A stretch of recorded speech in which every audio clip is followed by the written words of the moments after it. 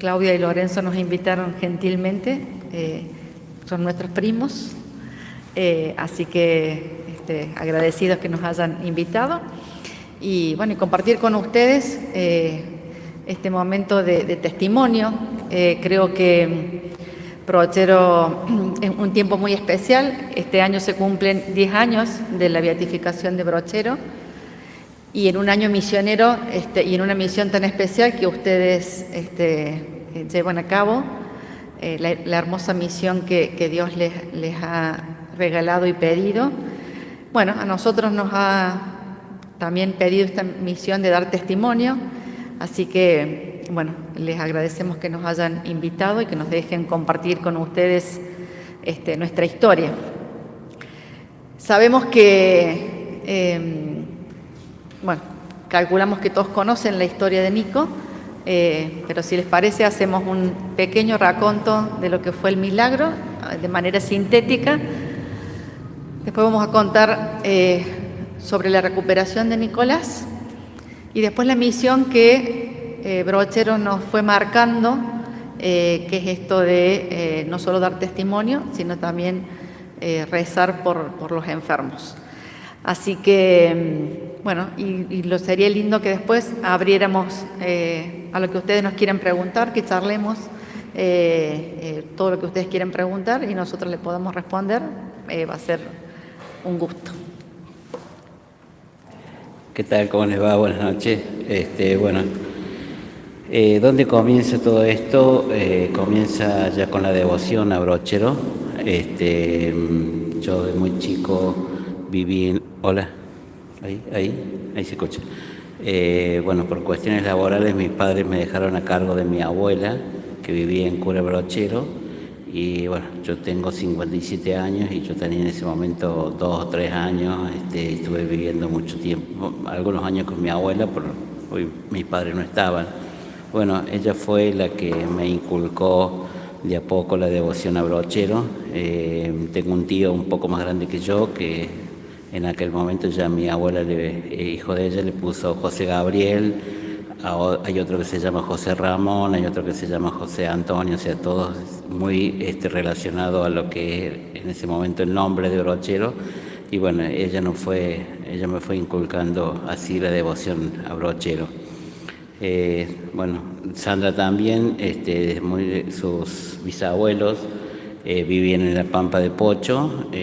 Bueno, en la casa de los bisabuelos de Sandra se detenían los peregrinos que venían a los ejercicios espirituales que se hacían en ese momento en Cura Brochero. Bueno, hacían un alto en la casa de los bisabuelos de Sandra, en los galpones que en ese momento se guardaba la cosecha. Ahí hacían noche y bueno, les brindaban la comida y todas esas cosas como para alentarlos un poco a que lleguen a esos ejercicios, esos santos ejercicios que daba Brochero.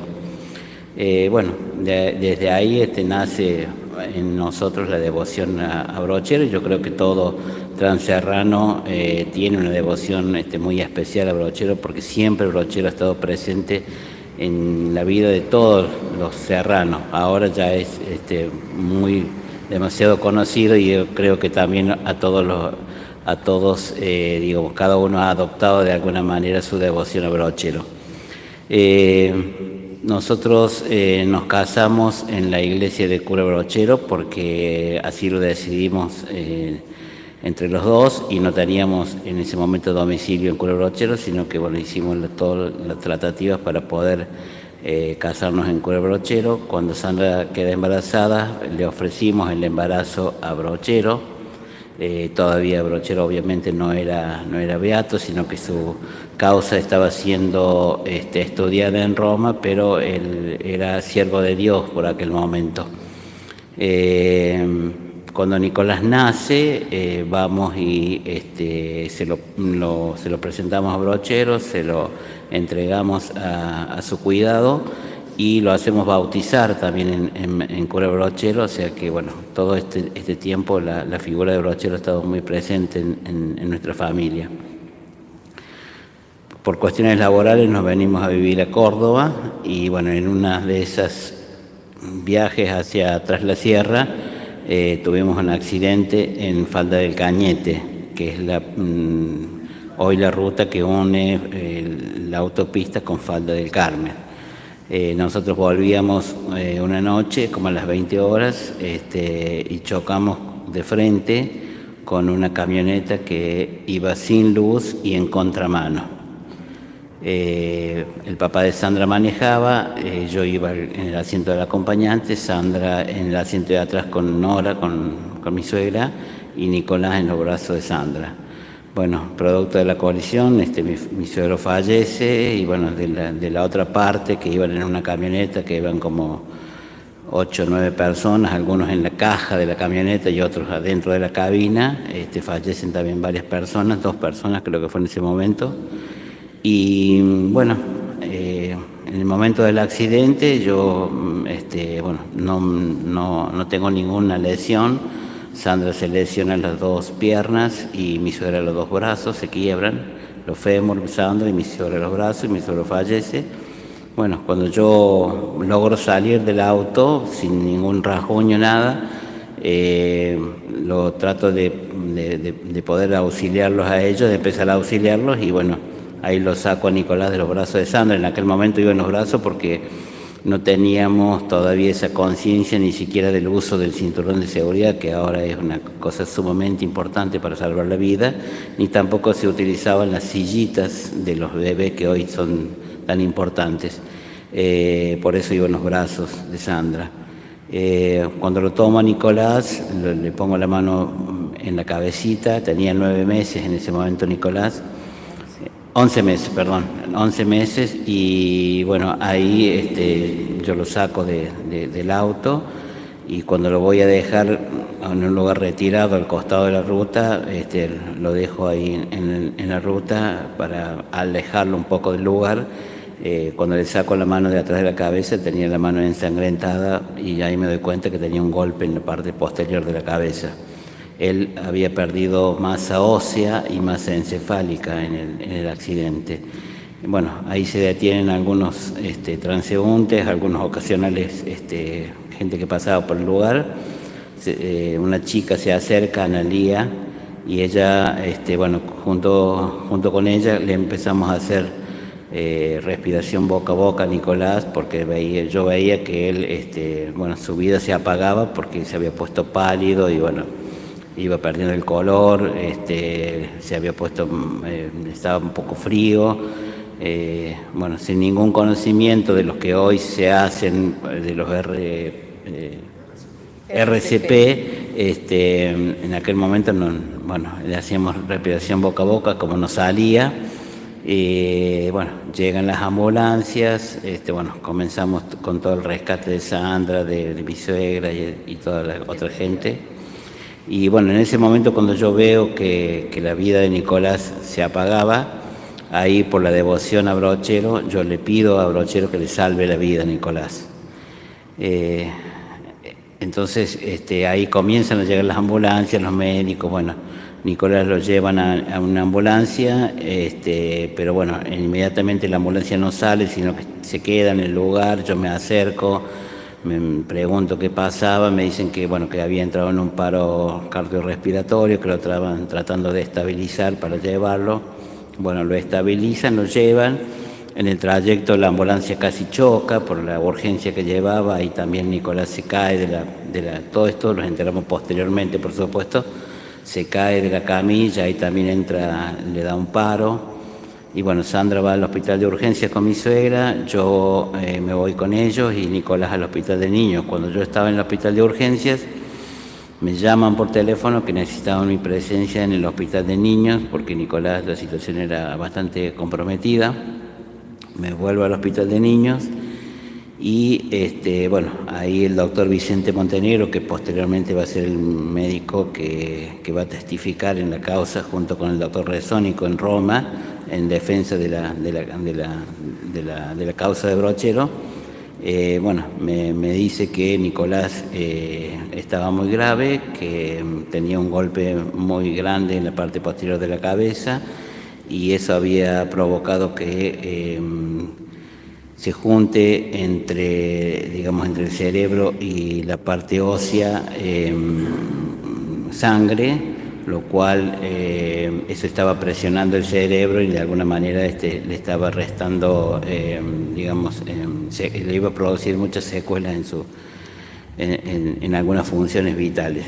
Él tenía que operar, me pide la autorización, yo se la doy y me dice, mira, el golpe es muy grande, yo tengo que operar urgente, yo lo autorizo y bueno, me dice, las secuelas que le pueden quedar a tu hijo en este momento no te las puedo decir, pero van a ser grandes. Bueno, ahí yo le vuelvo a pedir al brochero que bueno, que le queden la menor cantidad de secuelas posibles a Nicolás después de todo esto. Bueno, a Nicolás lo operan, queda en terapia un tiempo, después lo pasan a una sala intermedia, después a una sala común y bueno, al tiempo, como al mes y pico, un día voy yo y me dicen, bueno, ya te lo puedes llevar porque clínicamente ya no hay más nada que hacer porque la ciencia ha hecho todo. Bueno, el diagnóstico de Nicolás era vida vegetativa.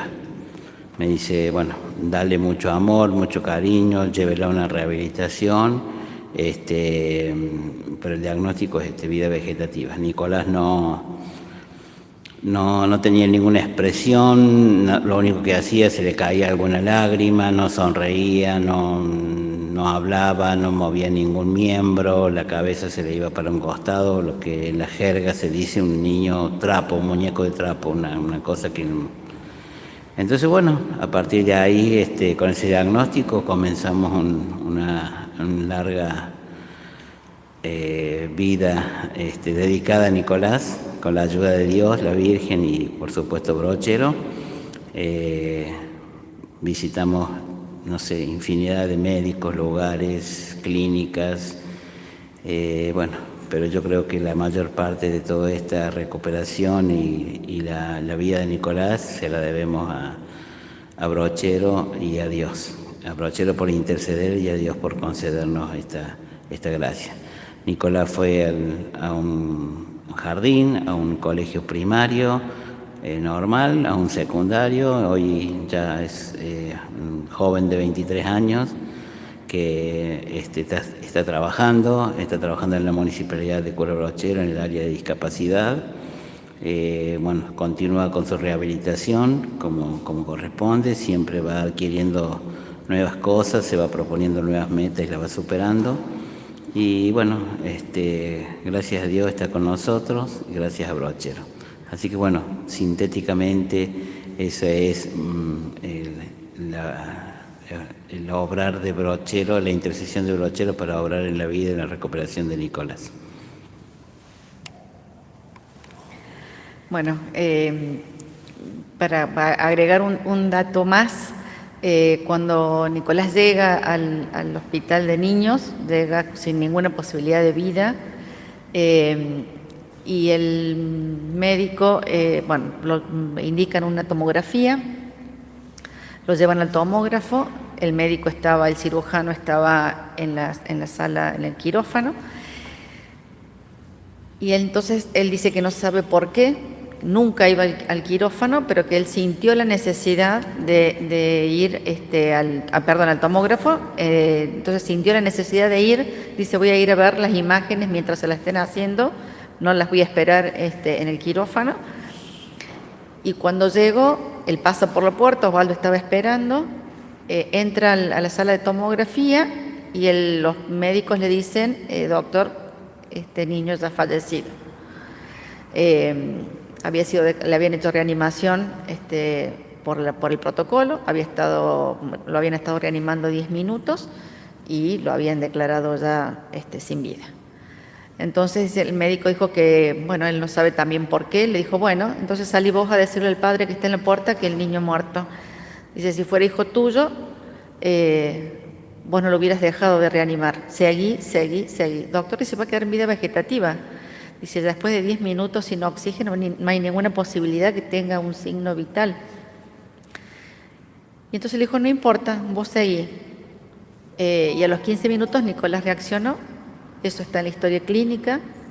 Creo que Dios también va obrando y utilizando a la gente como instrumento para que las cosas se logren.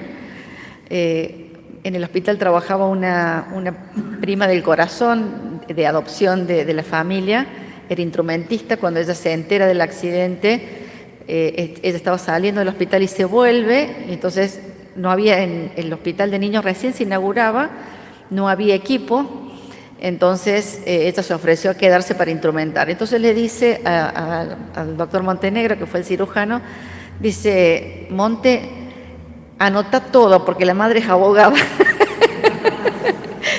Entonces creo que también ese hecho fue un instrumento para que el doctor anotara todo con detalle, y por eso consta en la historia clínica este detalle de los 15 minutos exactos sin vida y la vuelta, digamos, bueno, Dios nos regaló por segunda vez a Nicolás en ese momento. Así que... A pesar de ser abogada.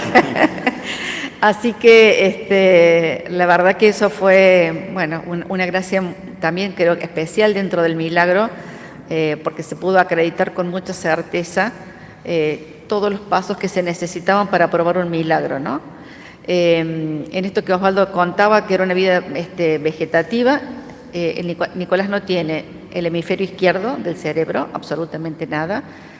Si uno ve la tomografía de Nicolás, es negro, no hay nada, no hay ni un pedacito de cerebro en la parte izquierda, y en la parte derecha también le falta la zona frontoparietal, o sea, la del frente.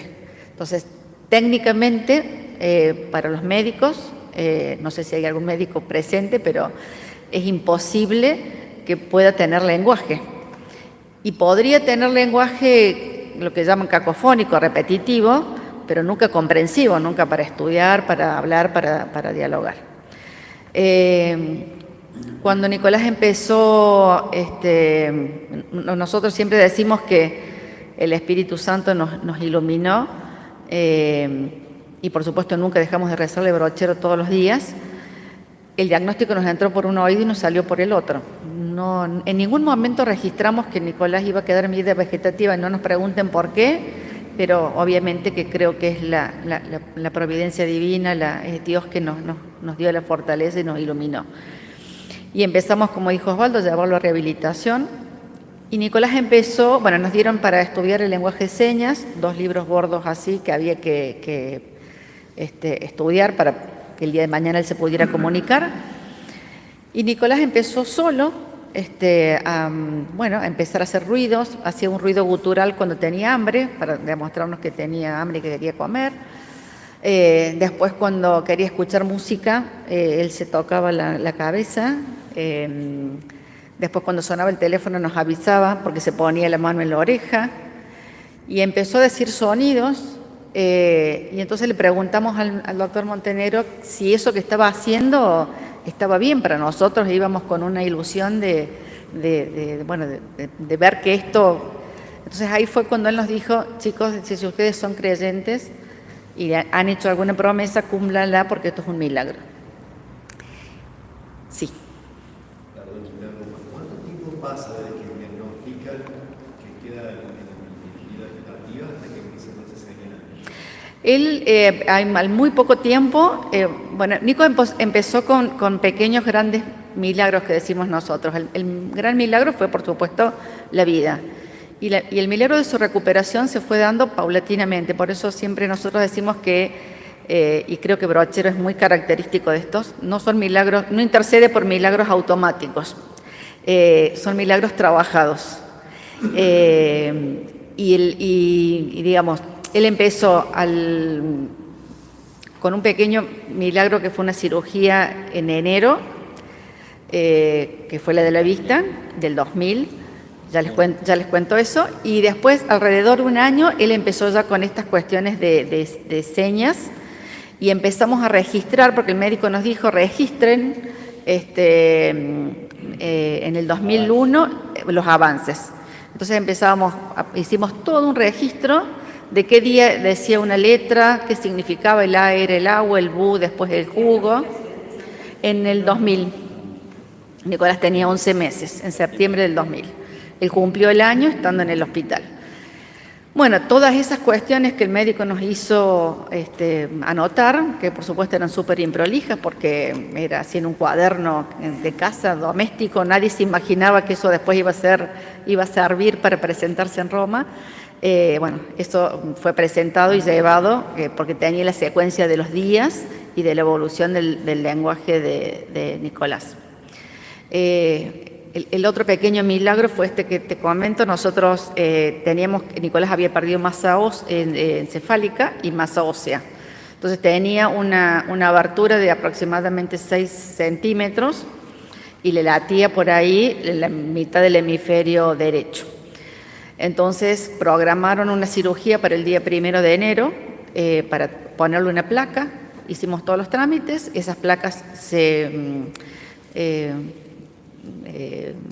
no me sale el término, se esterilizan, gracias. Entonces llevaron el equipo con todos los tornillos y todas las herramientas que había que utilizar para colocarla. Ese día entra una urgencia al hospital de niños y se suspende la cirugía de Nicolás.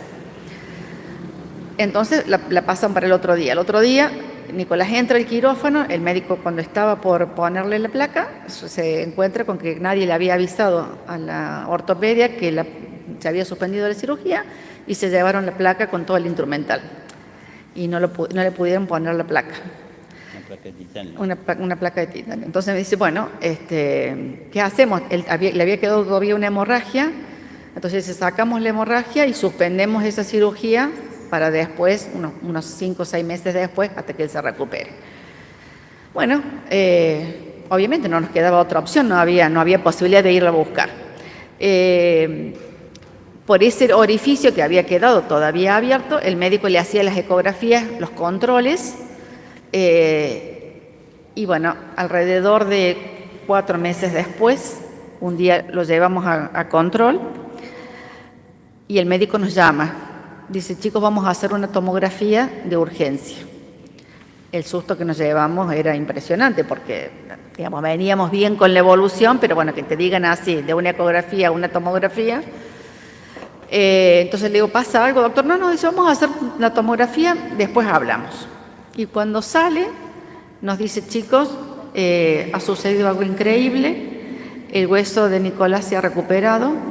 Entonces se había regenerado en un lapso de 4 o 5 meses solo, sin necesidad de ponerle esa prótesis que no se la pudimos poner en ese entonces.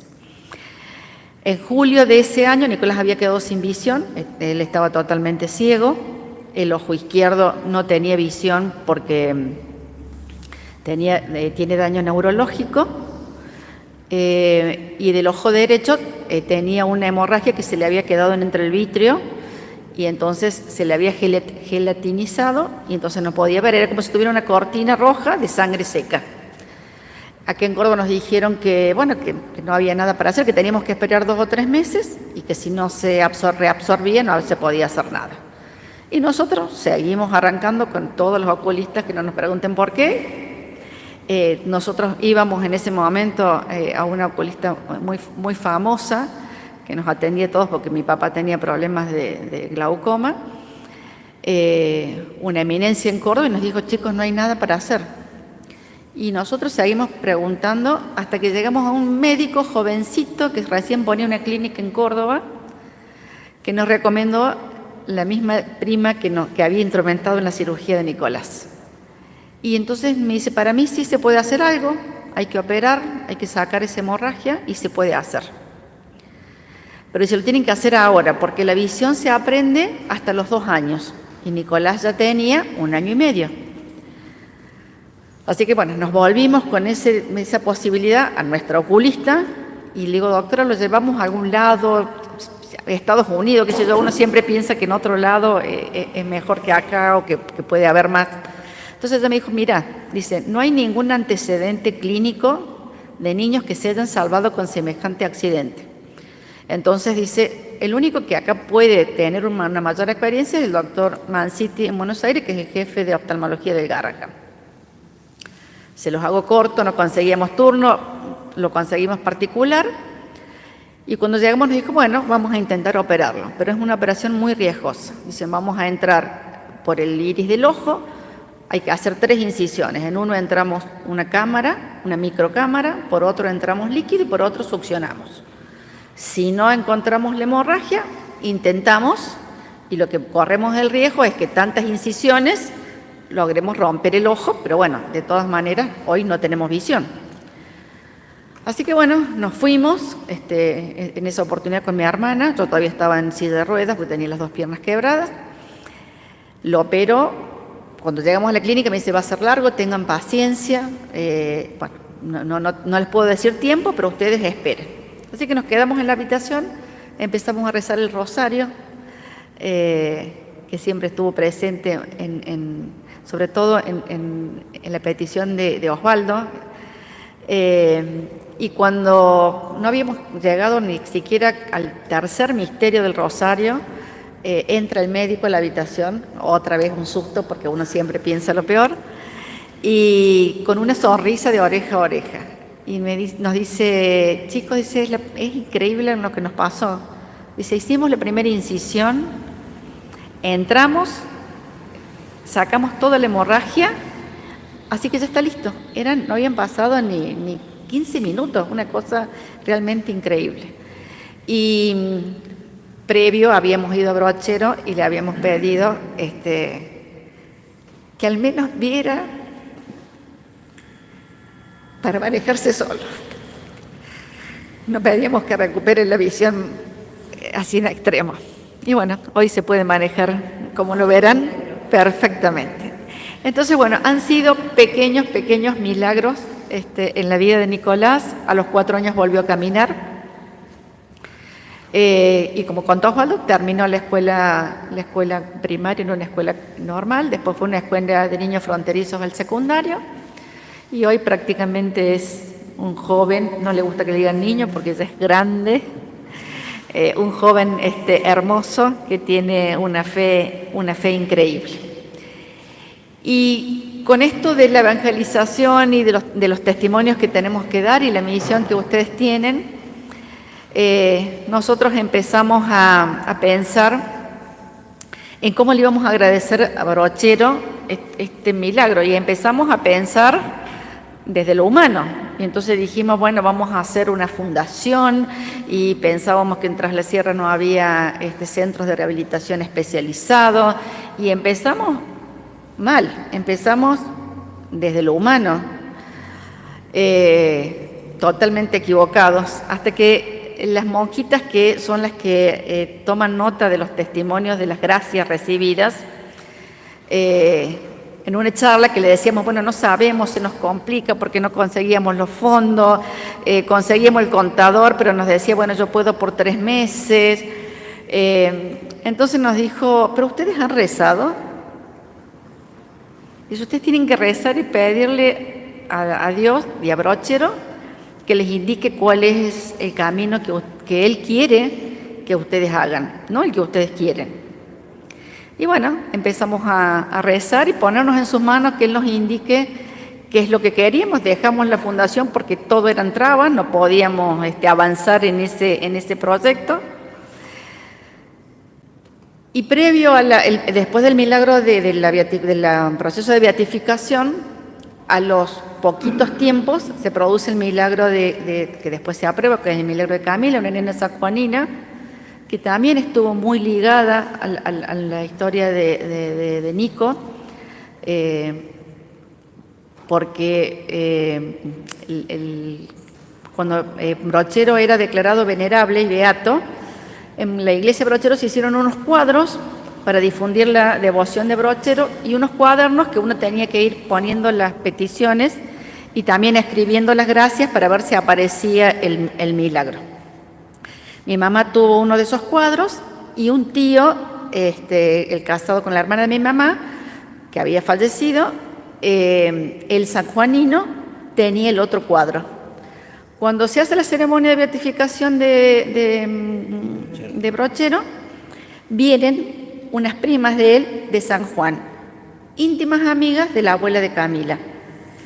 Y entonces le piden el cuadro a mi tío para llevárselo a San Juan para que pueda, de difundir la devoción de Brochero. Cuando ellas llegan a San Juan, se produce el hecho de Camila, y entonces ella le llevan ese cuadro, que a su vez había estado en mi casa, porque mi prima, no sabiendo que nosotros teníamos uno, nos había llevado para que peregrine ese cuadro en nuestra casa. Así que ese cuadro, que después fue a la imagen de Brochero al que se le pidió, había estado en casa y después fue a San Juan. Entonces cuando llega le dice, mira, hay un chiquito que había tenido un golpe en el cerebro, entonces ahí fue cuando los abuelos de Camila le piden al cura Brochero por Camila, y se produce el segundo milagro con el cual lo canoniza. Cuando estábamos por ir a la ceremonia de canonización a Roma, nosotros habíamos sacado los pasajes, ya teníamos todo el viaje armado.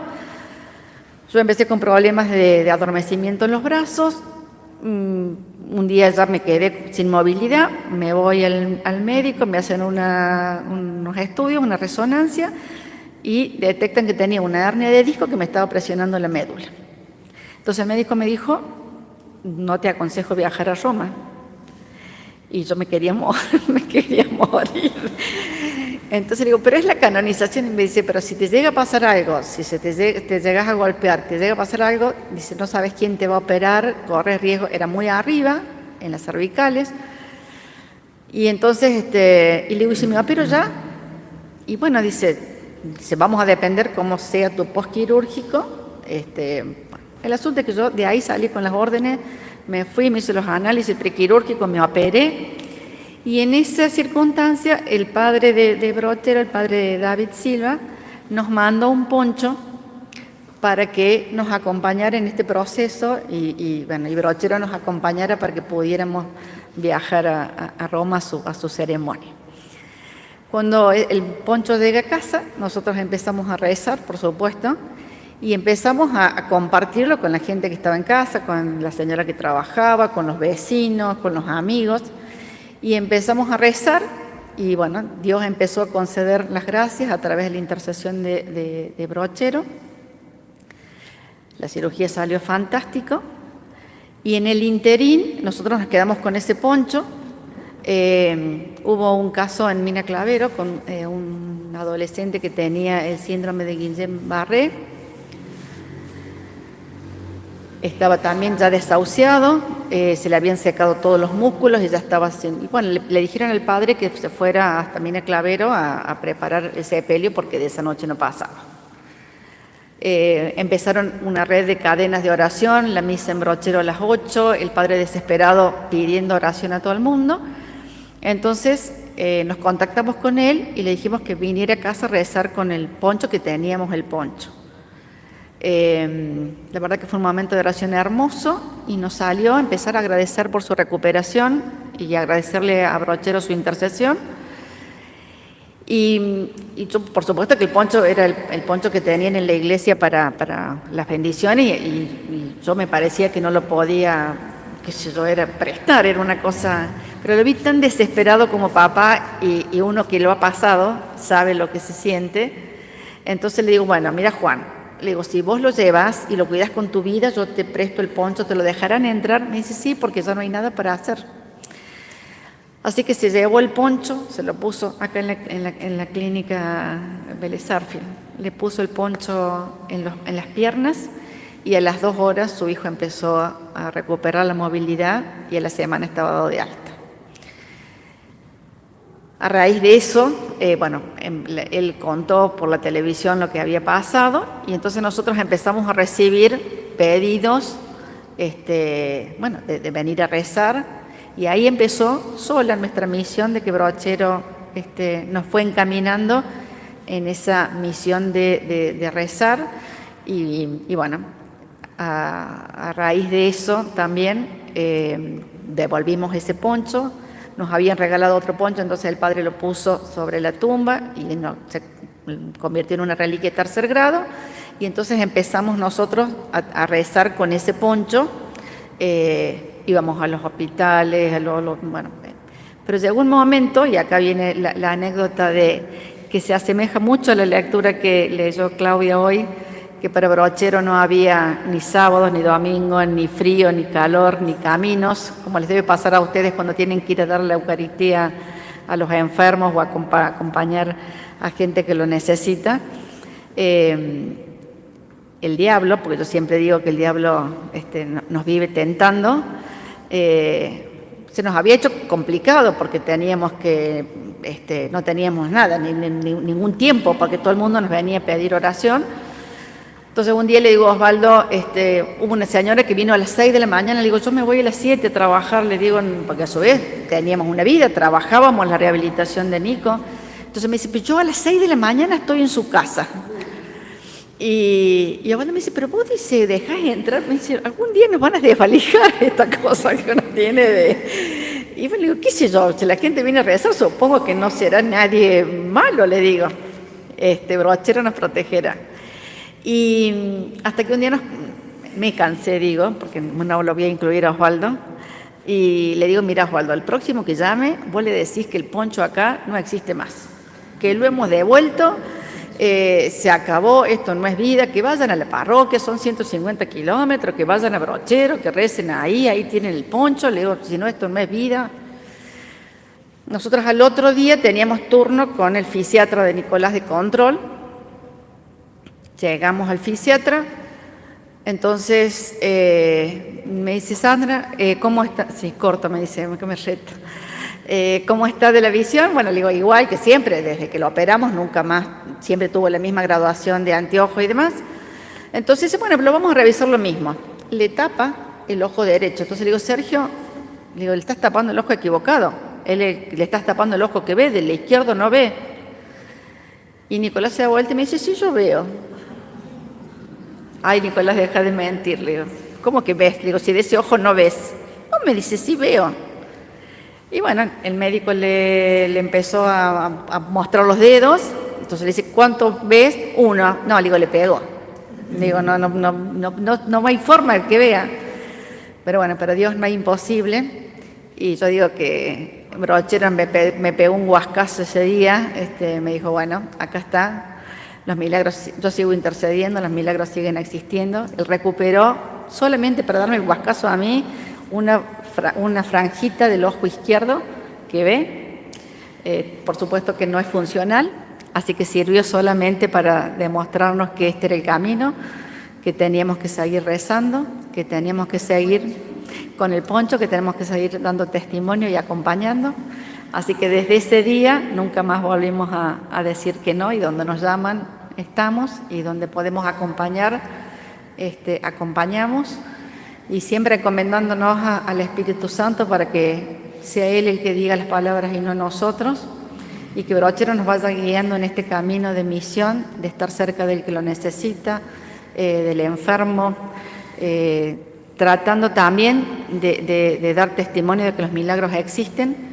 Pero como digo yo, tampoco nos salva a todos, porque si no seríamos todos inmortales, y lo único que seguro que tenemos es la muerte, y esto es una vida de paso hacia la vida eterna, y tratamos en lo posible de dar consuelo, ánimo y esperanza al que lo necesita.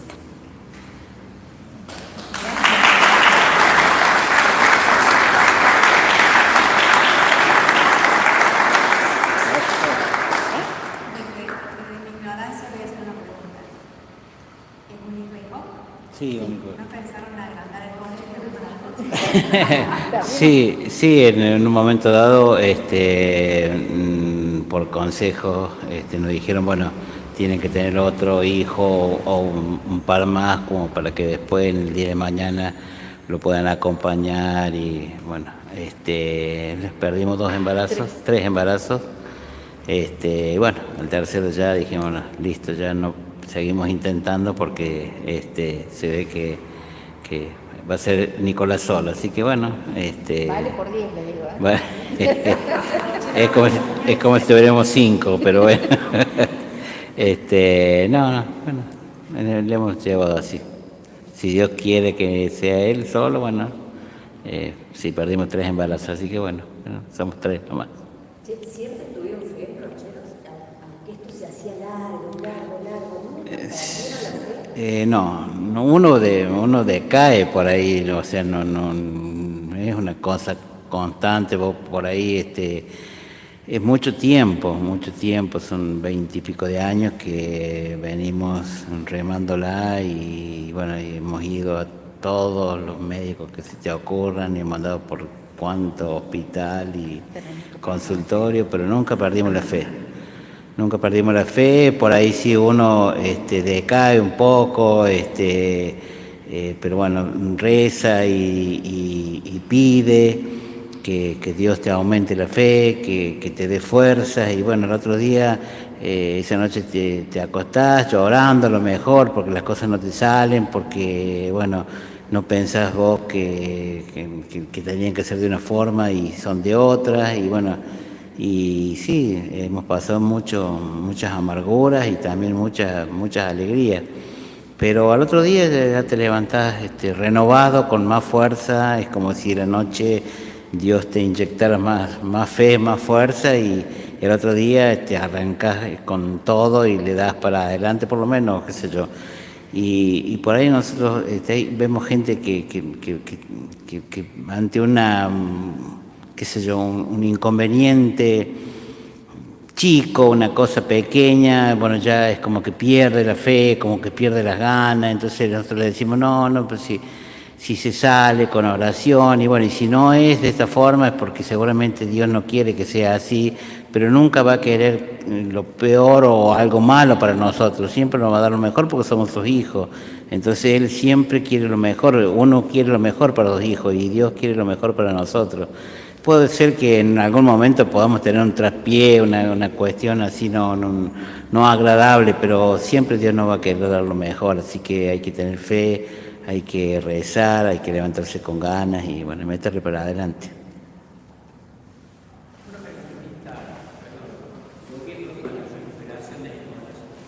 ¿En qué momento los médicos decían que había algo que superó la ciencia o la recuperación que Fue cuando él comenzó a hablar, que no había ninguna posibilidad que hablara, que el médico nos dijo que bueno, que si habíamos hecho alguna promesa la cumpliéramos porque eso era una recuperación milagrosa. Y por supuesto que los 4 cuando comenzó a caminar, bueno, ya era como que habíamos cumplido, ya veía, ya hablaba y ya caminaba. Entonces, bueno, ahí fue cuando nosotros le preguntamos si la evolución que él iba teniendo era lo que se esperaba y él nos dijo, bueno, esto es extraordinario. Que también es una especie de milagro el hecho de encontrar un médico que firme que la recuperación no tiene explicación científica. Nosotros hemos conocido después numerosas causas de niños que se han salvado, pero los médicos ninguno quería firmar. De hecho, nos pasó una cuestión muy particular. A él lo atendía el doctor Efaelo, neurólogo, y cuando siempre que íbamos nos decía, este chico es un milagro, este chico es un milagro, este chico es un milagro, y nosotros lo citamos como testigo a él en la causa, porque nos decía todo el tiempo que Nicolás era un milagro. Y llegado el momento, cuando tuvo que testificar, dijo, bueno, habría que ver la plasticidad, y no tuvo el coraje, a pesar de ser un hombre de fe, digo, por ahí a veces el diablo nos tienta, no tuvo el coraje de testificar de que era una recuperación increíble, como sí lo hizo el doctor Montenegro, inclusive viajó a Roma a defender la causa, porque bueno, para él era una recuperación increíble la que tenía y no tenía explicación. Así que bueno, también a nosotros cuando tuvimos que dar testimonio, tuvimos que explicar de esa circunstancia, inclusive la hija que era la secretaria en una oportunidad nos dijo, anoche cuando volvía mi papá me decía, dice, María Paz se llama la hija, dice, María Paz, esto es un milagro, o sea que nosotros pudimos testificar de esos comentarios, pero bueno, ahí fue cuando nos dijeron que bueno, esto era increíble. el doctor Carlos Resónico también fue de los peritos? Sí, el doctor Resónico hizo un informe impecable, además de ser el perito en la causa, y viajar a Roma junto con el doctor Montenegro. Hay una anécdota muy hermosa del doctor Resónico. Él había hecho ya el informe en la causa para la beatificación. para la beatificación, diciendo la aprobación del milagro. Y nos contó después que había terminado el informe, lo había presentado, la causa estaba ya en manos del tribunal para cerrarse, y va a la librería de San Pablo y dice que entró y miró hacia una estantería y fue directamente, bueno, iluminado indudablemente también por el Espíritu Santo, a un libro, lo sacó y era un libro donde explicaba un tecnicismo con respecto a los milagros. Y eso le permitió a él, lo compró, lo llevó, lo estudió y entonces hizo un informe posterior con esa bibliografía argumentando todo lo del lenguaje. Cuando ellos fueron a Roma a defender la causa, Nicolás en ese momento estaba en la escuela primaria y tenía en inglés. Entonces él hablaba, no tan solo que no hablaba castellano, sino que también había podido, a ese nivel básico, pero había podido hablar en inglés, así que para los médicos de Roma fue extraordinario. Por eso fue por unanimidad el caso de Nicolás, ¿no? Los 9 médicos de la Junta en Roma dijeron que era una explicación que excedía la ciencia. Inexplicable. A los 4 alcanzó el lenguaje completo, digamos, que fue cuando también empezó a caminar, pero a los pocos meses, casi en el 21, me acuerdo que teníamos el primer registro, marzo del 21, empezó con las señas y con las primeras vocales, y después fue aumentando, digamos.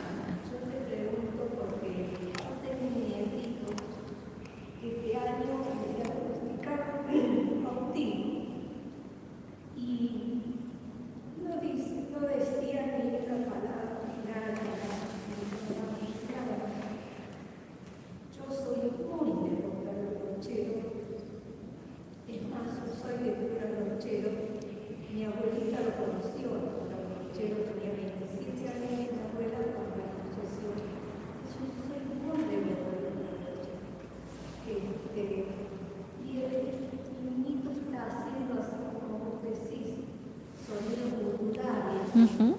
Y los especialistas te dicen, bueno, sí, eso suelen hacer, pero yo estoy convencida de mi nieto para hablar. Sí, seguro que sí. Nosotros tenemos unas...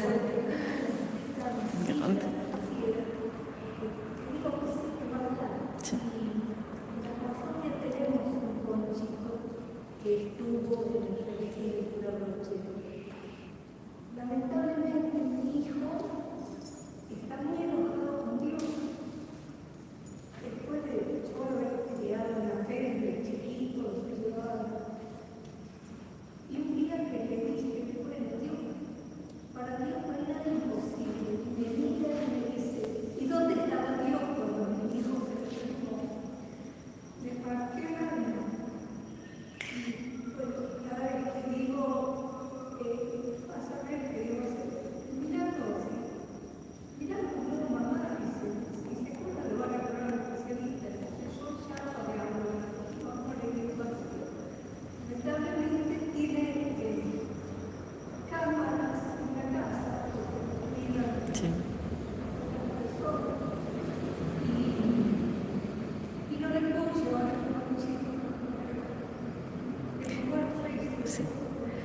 Lo importante es rezar con mucha fe y con mucha devoción, y tenés que rezar mucho para que abra el corazón de tu hijo y reciba el don de la gracia de que se le pase el enojo. Pasa muchas veces que es muy difícil y uno se empieza a preguntar por qué a mí, y a dónde está, y mucha gente dice, si a usted le hizo el milagro, ¿por qué a mí no me lo hace? Nosotros tenemos una sobrina nieta, nuestra ahijada de Osvaldo y mía, que tiene 3 añitos, 3 o 4, 4. Carmela, que también es autista y todavía no habla. Digo todavía no habla porque los tiempos de Dios a veces no son ni los nuestros ni los de la ciencia. Así que va a hablar, yo estoy convencida que va a hablar. Decile a tu nuera, o si vos cuando lo veas, ponele la mano en la garganta, para que él sienta tu manito en tu garganta, ¿sí? Para que sienta las vibraciones. Eso es una técnica que se usa en niños mudos, porque en realidad el autismo no es una dificultad que tenga que ver con que no tenga posibilidad física de hablar, sino más bien emocional y de aislamiento. Entonces ponele la mano de él en tu garganta y háblale palabras cortas, mamá, papá, y de a poquito ya vas a ver que va a ir hablando. Y el poncho no es. El poncho Sí.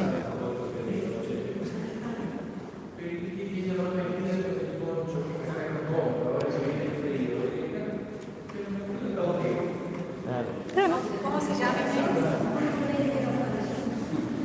Sí.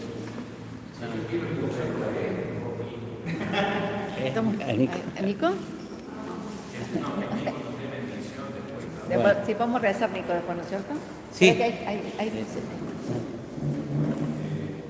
Propósito del doctor Jason, yo recuerdo la calle, era hermano de un amigo, y digo, ¿cómo hacer una entrevista? Y me dice muy caraduramente, sí, ¿cómo no? ¿Qué estoy preguntando? ¿Cómo hizo operativamente en relación a esto? Y apenas me agarra el caso, dice, me voy a la allí y al privado que tenía la bibliografía más actualizada que yo podía conseguir, y ahí yo estudié y de ahí sé. Gracias. Sí, increíble. Inclusive había bibliografía que estaba en inglés y él obviamente sabía, pero digamos, mucho lo ayudó Carlito, su hijo, en traducirle, como para que él tuviera también. Dijo que sus resultados favorables había llamado un trabajo que manejaba muy bien el italiano. Sí. Sí, eso fue en las causas de los santos. Nosotros, ¿cuál fue la ventaja que tuvimos aquí en Córdoba? Digo nosotros por la causa de Brochero. Hacía poco el mismo tribunal que estudió el caso de Brochero había estudiado el caso de Ceferino. Entonces ellos habían pasado, la chica que tuvo el milagro es de Altagracia, de Ceferino. Entonces habían tenido todos los inconvenientes de traducción. Ya sabían en el tribunal, el padre Dante Simón, la verdad que un santo sacerdote, y el padre Osvaldo, que era el secretario, cuando nos tomaban las declaraciones testimoniales, claro, nosotros hablábamos en criollo, o sea, como transerrano, con términos, y nos decían, no, a ver, busquemos una palabra bien castiza para que después cuando lo traduzcan al italiano lo puedan hacer. De hecho, la primera traducción, cuando se hizo la primera traducción al italiano, la causa cuando se eleva a Roma la estudian 3 médicos como una junta previa. Entonces, esos 3 médicos dijeron que no era viable el milagro. O el estudio, ¿no? Porque el milagro es cuando la Santa Sede lo aprueba. Entonces, claro, casi, digamos, como ya acá lo habían revisado, había ido aprobado, entonces entendieron que la traducción no había sido la correcta. Entonces buscaron un traductor del Vaticano que hizo la traducción de nuevo de toda la carpeta con todos los antecedentes, y ahí entendieron todo lo que era la terminología y volvieron a revisarlo y ahí recién se aprobó.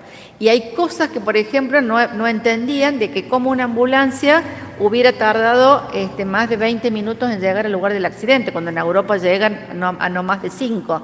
Entonces había muchas cosas que, bueno, era necesario explicar y justificar para que pudieran entenderse todo el contexto, ¿no? Sí.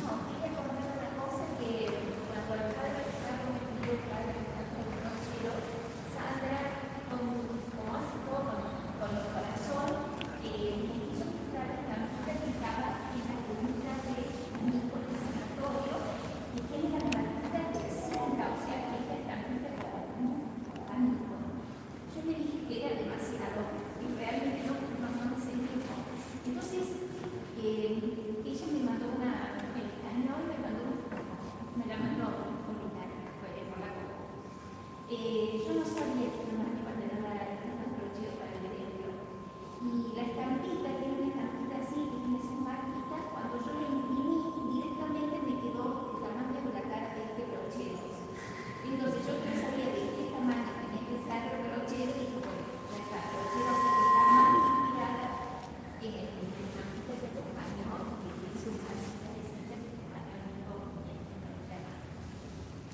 Sí, esa fue una. A veces uno no entiende los caminos de Dios hasta que después, con el tiempo, se presentan.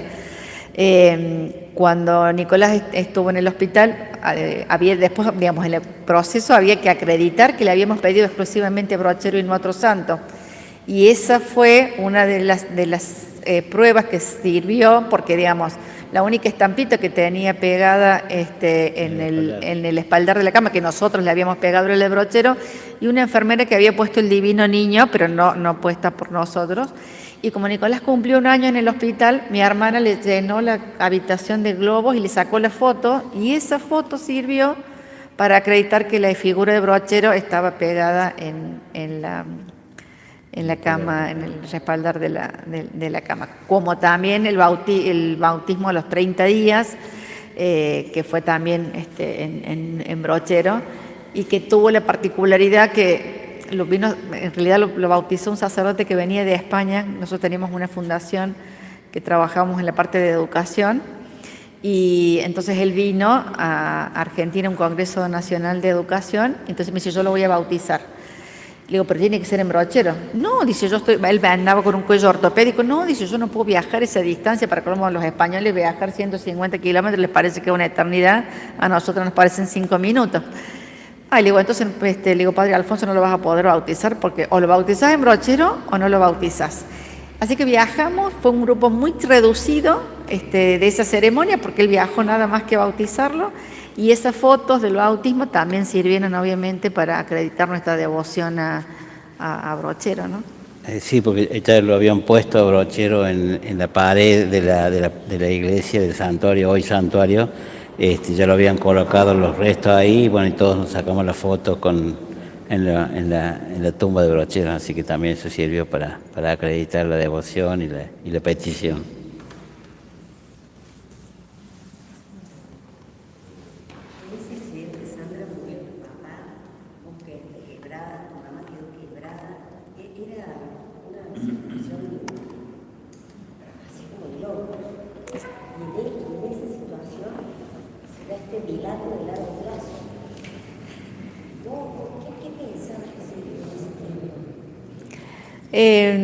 Vos sabés que nada, o sea, nada en el sentido de uno no dimensiona, era tan catastrófica la situación. Yo estuve 2 años y medio en silla de ruedas, con 5 cirugías al medio, mi mamá 5 cirugías. Sí, me operaron mal las 2 piernas, así que me tuvieron que quebrar de nuevo y volverme a operar. Pero lo único que yo atinaba era, en ese momento yo lo volví a ver a Nicolás recién, cuando a Nicolás le dieron el alta. Ni siquiera lo podía ir a ver al hospital, yo pedía desesperadamente que me llevaran en una camilla para verlo, y bueno, por supuesto no me tenían que operar, entonces no me dejaban ir. Pero uno pensaba, yo lo único que hacía era la verdad que fue muy doloroso, porque tardaron como 20 días en operarme, entonces yo tenía los huesos astillados, cualquier mínimo movimiento era un dolor muy intenso. Y lo único que hacía era ofrecerle ese dolor por Nico. Yo decía, bueno, Dios, te ofrezco este dolor para que Nicolás se recupere. Y el resto nada en el sentido de que no dimensionamos nunca. Yo creo, por eso Diego, insisto, que fue el Espíritu Santo un regalo que nos hizo que no pensáramos en absolutamente nada de lo que nos decían. Jamás tuvimos dimensión o noción de que Nicolás iba a quedar en vida vegetativa. No me preguntes por qué, digo, por eso insisto que es el Espíritu Santo. Nosotros buscábamos los profesionales para rehabilitarnos como si nos hubieran dicho, a ver, Nicolás va a caminar, usted necesita que lo rehabilite. Y buscamos los mejores profesionales y tratamos de seguir con el tema de la vista, pero nunca pensamos que Nicolás iba a quedar en vida vegetativa. Es como que algo nos decía, tienen que seguir adelante, y así lo hicimos. Y no teníamos tiempo tampoco de detenernos, digamos, a pensar.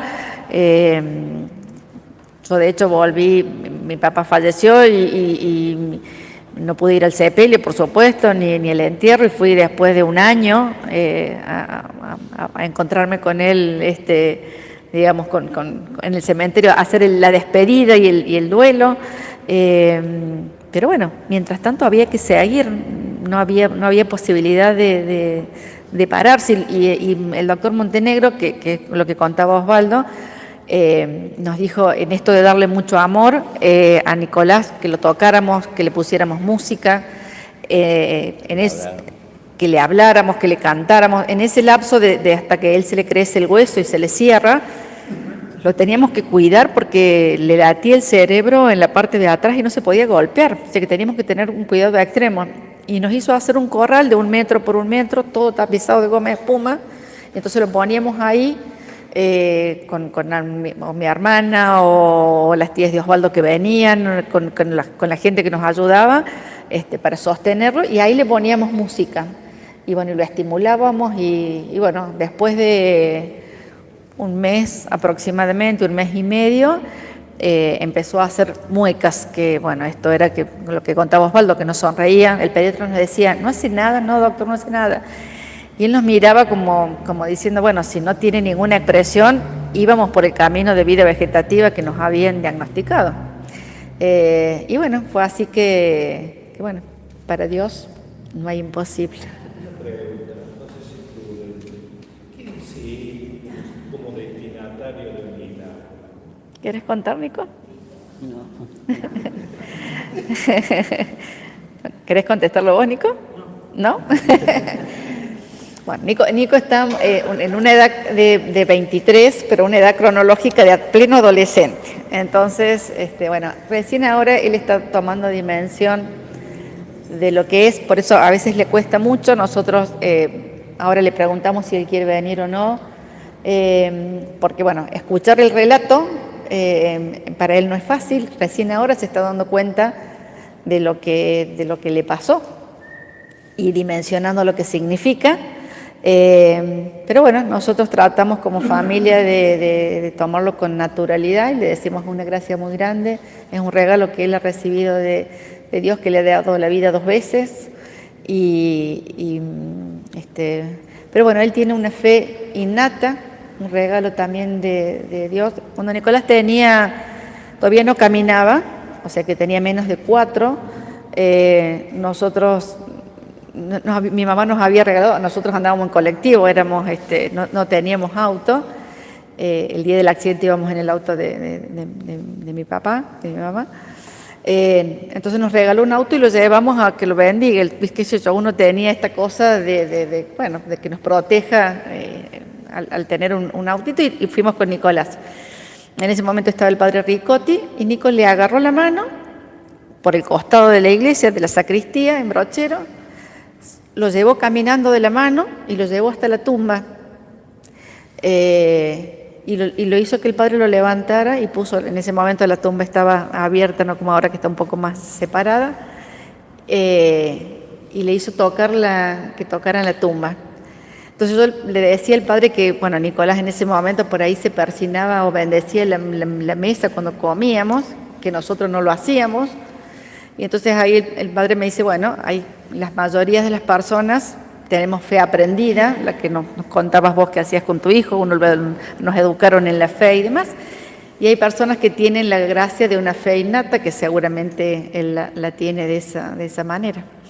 Así que bueno, es un niño que nos acompaña, un joven, ya un hombre, para las madres sigue siendo niño, pero bueno, que nos acompaña mucho en la oración, reza por los enfermos, y bueno, es el que se ocupa cuando rezamos y alguien se angustia de alcanzar los pañuelos, el agua, y está presto a dar un abrazo para cuando hay alguien que lo necesita.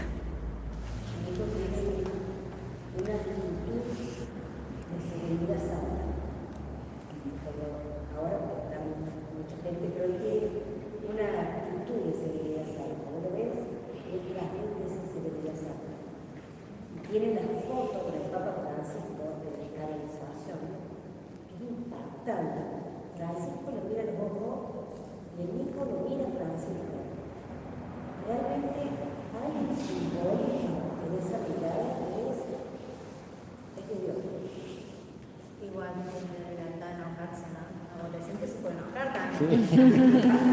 Pero no se enoje, no se enoje. Obviamente, obviamente, pero nosotros lo que hacemos es respetarles sus espacios y sus tiempos en esto de por ahí no querer hablar o no querer contestar, pero Lo de Dios es maravilloso porque nos da la luz, pero también permite la sombra. Hay cosas como decíamos decir que no nos damos cuenta y tenemos que respetar que hay personas que hay cosas que no se dan cuenta, aunque nosotros en algún momento sí las podemos haber visto, inclusive nosotros de haberla visto podemos también perderla de vista. Es todo un juego de luz y sombras lo que Dios permite, no siempre todo es luz. no, por supuesto, lo que te decía, entre los grises, entre, como decía Osvaldo, también el cansancio, el diablo que mete la cola y te hace dudar o cansarte o no creer, bueno, pasa mucho y bueno, y somos seres humanos, entonces hay que transitarlo como tal, ¿no? Por eso nosotros tratamos de respetarle sus espacios, sus tiempos y sus momentos, ¿no? También obviamente esto a ver, yo siempre digo, Nicolás es una persona común, o sea, por supuesto tiene una gracia que ha recibido, que es su vida, pero por ahí muchas veces la gente lo quiere tocar o lo quiere, y le digo, él no es, ¿no? Bueno, entonces por ahí también tratamos de regular. Nos pasaba al principio que íbamos mucho a brochero, íbamos todo el tiempo a las misas y bueno, y se tornaba la verdad que volver a casa demorábamos 1 hora, 1 hora y media. Entonces, bueno, por ahí tratamos ahora de regularle esas cosas, esas exposiciones y bueno, y dejarlo que él lo haga cuando quiera. Uno de los días el primer mes que fuimos a Córdoba, en casa de San Luis Cuando, salió el doctor y me dice, ¿este auto? ¿Este auto es nuevo? ¿Sí quiere decir o no?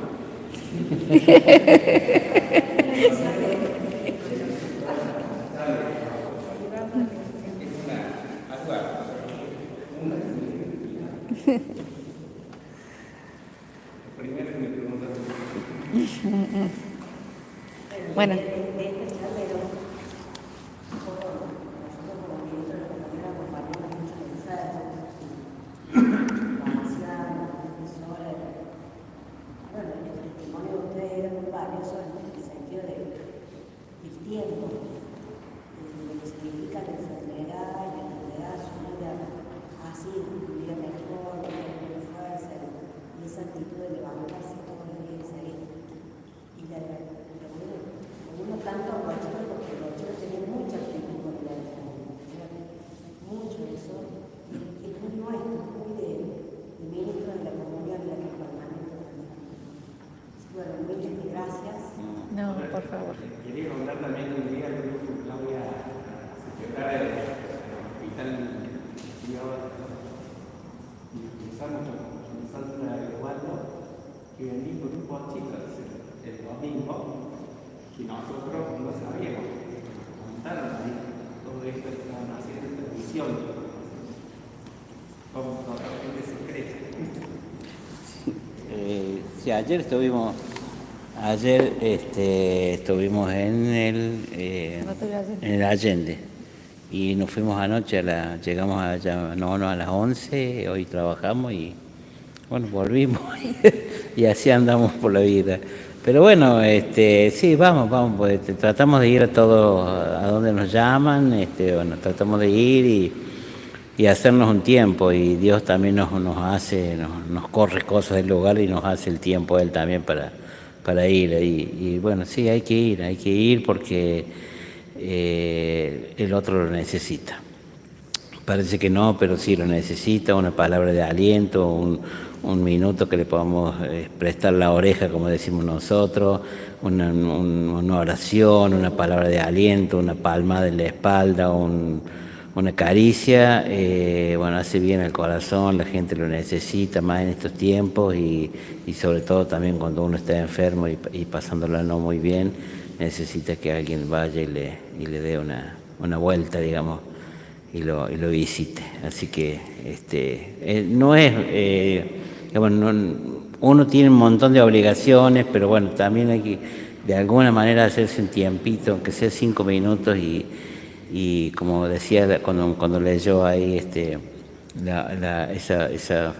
digamos, ese pasaje de Brochero, que él iba, lloviera, hiciera sol, cruzaba los ríos crecidos, iba en su mula, y bueno, él sabía decir que el diablo no le iba a quitar ni una sola alma.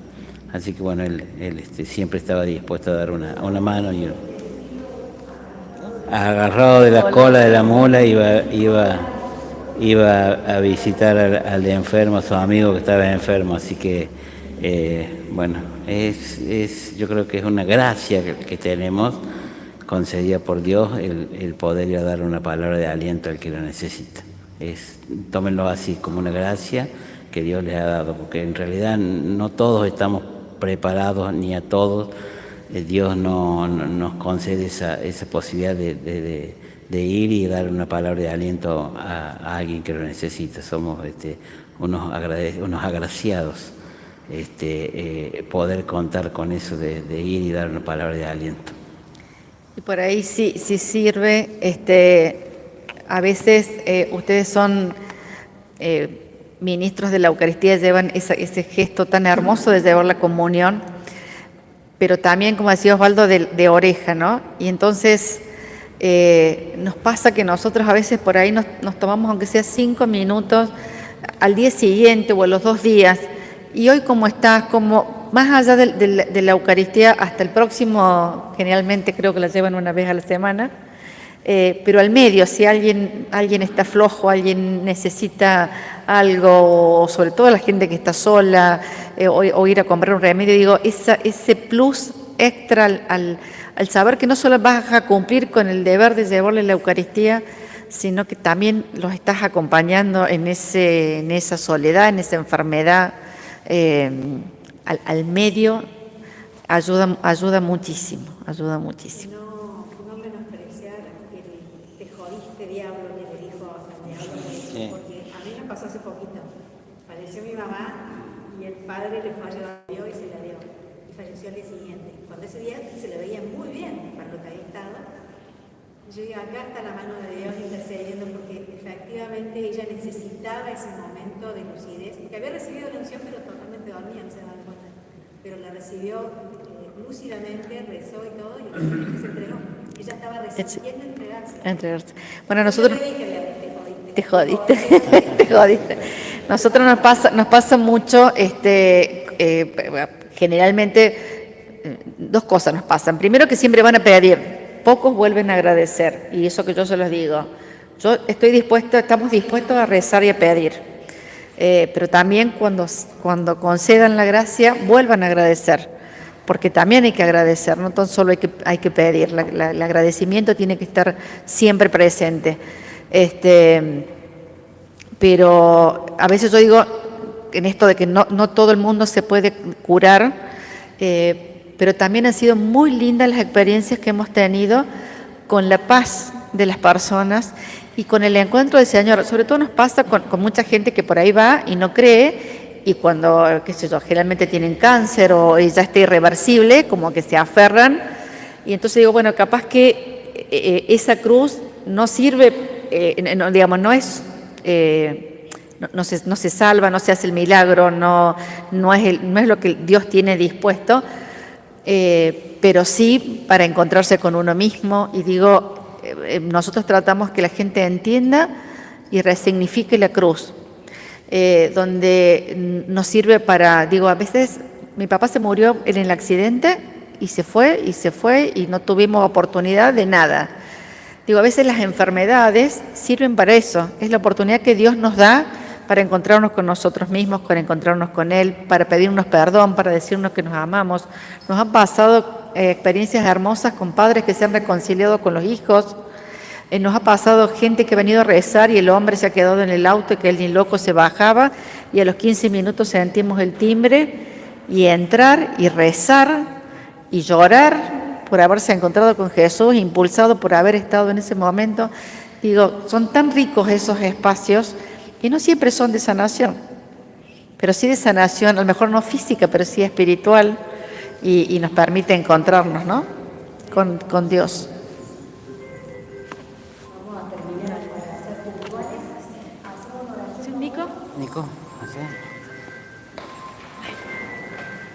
Pues si cada uno quiere pasar a tomar gracia con la reliquia. Como teníamos el poncho y con el poncho íbamos a todos lados a rezar, a los hospitales, las terapias, en un momento dado se hizo, no podíamos entrar a las terapias con un poncho envuelto y qué sé yo, porque por el tema del contagio y todas esas cosas. Esto era mucho antes de la pandemia, obviamente. Entonces un día le dijimos a Monseñor Olivera, le dijimos, mire, Monseñor, esta es la tarea que según nosotros nos ha dado Brochero para rezar y qué sé yo, pero se nos ha complicado con el tema de las terapias y qué sé yo. Necesitamos algo más chico para poder. Y le dijimos, ¿por qué no nos da una reliquia, algo para que podamos tener nosotros para ir a rezar? Entonces, nos habíamos anoticiado que hay muchos pedacitos de cajón donde estuvo sepultado Brochero, pedacitos de madera que los han convertido en reliquias, están en un relicario, y dijimos, nos va a dar eso, Monseñor, para que podamos rezar. Y un día nos llama y dice, Osvaldo, pasen por la parroquia, yo les dejé ahí, dice, una reliquia para que ustedes tengan para rezar y para acompañar a la gente. Así que fuimos a la parroquia a buscarnos y nos encontramos con la grata noticia de que nos habían dado un pedacito de hueso de Brochero. Así que allá está, acá está don Brochero presente. Sí, los que quieren tomar gracia, aquí está nuestro querido santo, así que lo vamos a sacar del relicario para que puedan tomar gracia. Así que llevamos el poncho a veces lo llevamos a don Brochero. Vamos a hacer la oración de Brochero. En el nombre del Padre, del Hijo y del Espíritu Santo. Amén. Señor, de quien procede todo don perfecto, tú dispusiste que San José Abel de Rosario fuese pastor y guía de una porción de tu iglesia, y encareciste por su celo misionero, su predicación evangélica y una vida pobre y entregada. Te suplicamos que por su intercesión alcancemos la gracia que humildemente te pedimos. Vamos a poner en manos de nuestro querido santo cura Brochero las intenciones que cada uno tenga en su corazón, pero especialmente por las personas enfermas que nos han pedido oración, por las personas necesitadas, por la paz del mundo, por los pobres, por las vocaciones sacerdotales y religiosas, y por ustedes, ministros de la Eucaristía, para que Brochero sea su guía, los acompañe en esa misión de estar al lado del que más lo necesita. Por Jesucristo nuestro Señor. Amén. Padre nuestro que estás en el cielo, santificado sea tu nombre. Venga a nosotros tu reino, hágase tu voluntad en la tierra como en el cielo. Danos hoy nuestro pan de cada día, perdona nuestras ofensas, como también nosotros perdonamos a los que nos ofenden, y no nos dejes caer en la tentación, y líbranos del mal. Amén. Dios te salve María, llena eres de gracias, el Señor es contigo. Bendita tú eres entre todas las mujeres, y bendito es el fruto de tu vientre, Jesús. Santa María, Madre de Dios, ruega por nosotros pecadores, ahora y en la hora de nuestra muerte. Amén. Gloria al Padre, al Hijo y al Espíritu Santo, como en un principio, ahora y siempre, por los siglos de los siglos. Amén. Santo cura Brochero, ruega por nosotros.